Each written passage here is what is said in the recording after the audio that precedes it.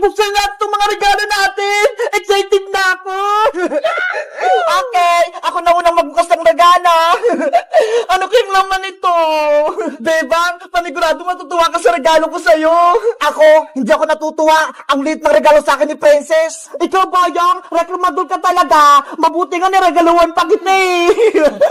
Talaga naman ang liit. Huwag na kayo mingi dalawa. Magbubukas na si Bebang ng regalo. Iska, sirahin ko na yung balot nito Pati itong ribbon, tatanggalin ko na.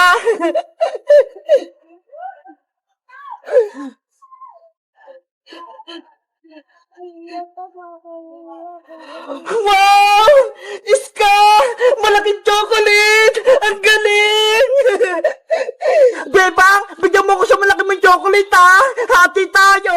Hala, may regalo ka rin naman, Princess Sige na nga, buksan ko na nga itong regalo mo sa akin.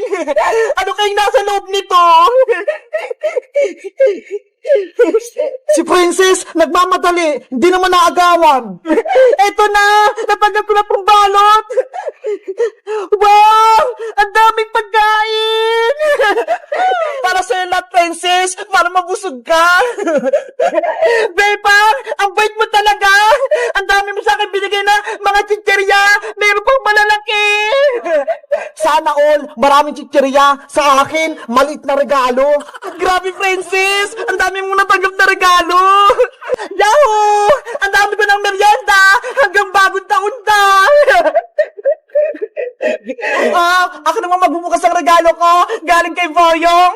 Iska, matutuwa ka sa laman ng regalo ko! Kapag ito kalakuhan naman ni Boyong, ibabalik ko sa'yo to! Hindi pagkain kayong nasa loob! Iska, buksan mo na yung regalo mo! Mukhang may laman naman Sige na nga, bubuksan ko na!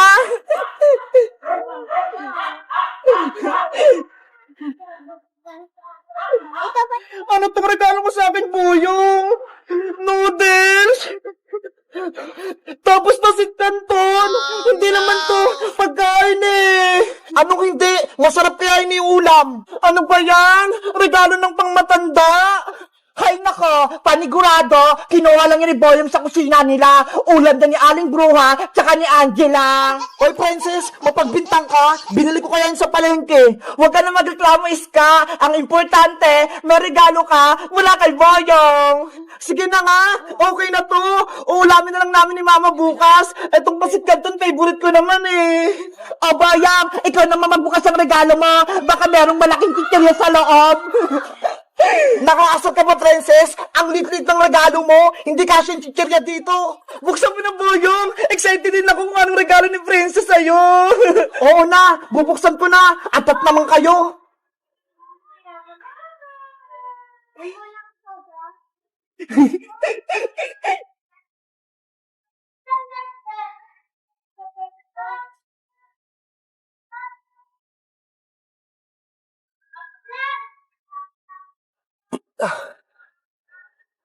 Princess! Ano to? Candy nasa loob! Hala! Candy lang yung regalo ni Princess!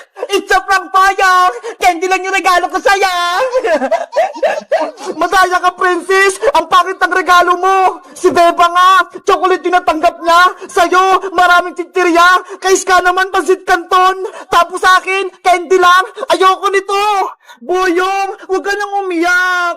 Ang sama-sama mo, Princess! Inantay ko pa yung change gift natin! Tapos niloko mo lang ako! Boyong! Tahan na! Si Boyong! Iyakin! Na-prank ko siya! Ayaw niya ng candy! Galit ako sa'yo, Princess! Kukunin ko yung regalo mo! Boyong! Wag! Eto na yung balik mong regalo! Ibabalik ko na! Boyong! Regalo ko yan! Ibalik mo! Yari! Yung regalo ni Princess, tinangay ni Boyong! Yahoo! Marami na ako regalo! Oh no! Wala na akong maraming pagkain! Yay! Ngayong araw na yung Christmas party namin! Handa na itong regalo ko! Ang laki-laki! Nay! Alis na po ako!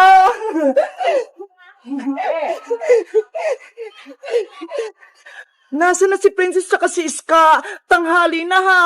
Malilate na kami sa school! Bebang! Hoy, Princess!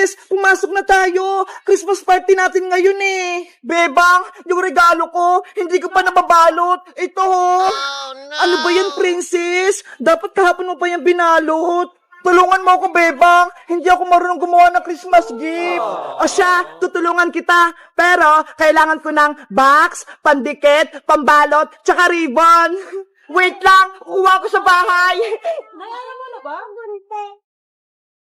Bebang, ito ng mga kailangan mo. Wow. Okay, sisimulan ko ng balutin tong regalo mo, princess. Ganda mo, Bebang, ha? Kasi ganda ng regalo mo. Ano ba tong regalo mo, princess? Secret! Hindi ko sasabihin! Siguro, ako yung reregaluhan mo, kaya ayaw mong sabihin. Hindi Lalagay ko na to sa loob, ha?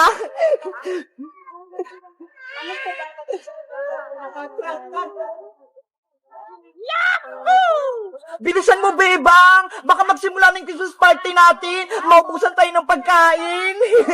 Ayan na, princess. Malapit na.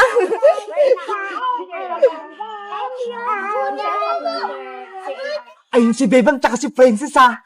Nagbabalot ng regalo. Etong ribbon na lang ilalagay ko, princess. Kaya pa. Ayan, princess! Tapos na! Nabalot ko na yung regalo mo! Wow! Ang ganda-ganda! Ang galing mong gumawa ng regalo, Bebang! Tara na, princess! Magsimula ng Christmas party natin! Okay! Let's go! Bebang! Ano po yun, Nay? Nakalimutan mo yung baon mo! Ayun nga pala, yung baon ko, nakalimutan ko sa bahay. Wait lang, princess, ha? Kukunin ko lang yung baon ko. Bantay mo yung regalo ko, ba? Okay. Ayun, umalis si Bebang. Iniwan niya yung regalo niya. May naisip ako. Ipapalit ko nga itong regalo kong maliit sa regalo ni Bebang na malaki.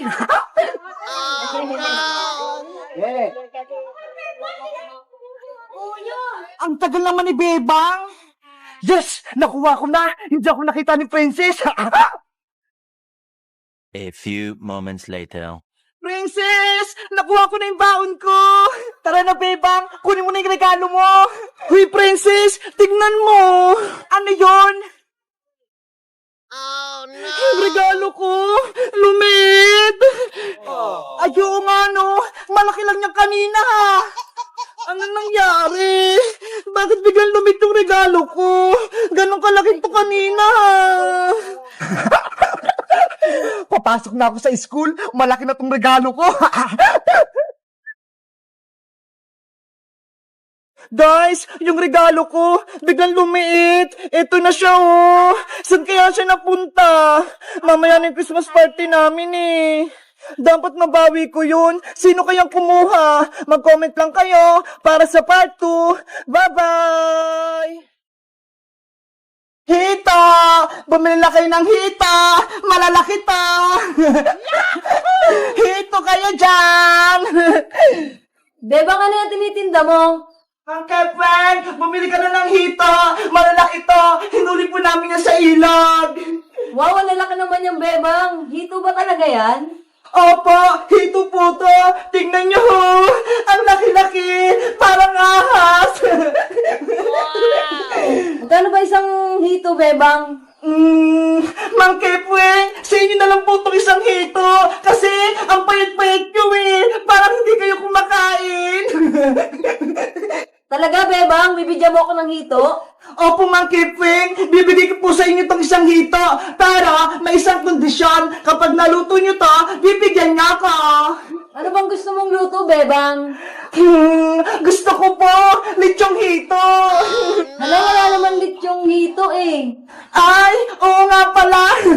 Inihaw pala na hito, Mang Kepweng. Lalo na kapag may kamatis. Masarap yun. O, sige, Bebang, akin na yan isa. Ako na magluluto. Sige pa. Eto na ha. Yay! May mag-ihaw na ng hito. Tatawagin ko si Princess para mamaya kakain kami. Bebang! Nasaan ka na?